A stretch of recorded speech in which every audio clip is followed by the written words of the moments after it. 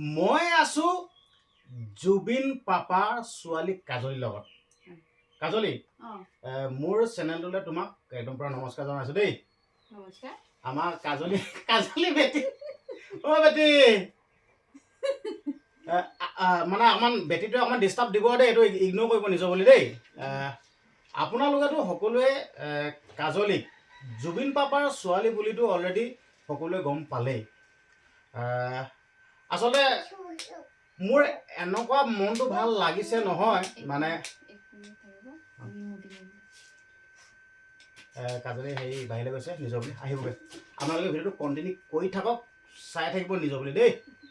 বাহিৰলৈ গৈছে আহিব। আজি মানে কাজলীৰ জীৱনৰ কিছু কথা আপোনালোকে জানিবলৈ পাব।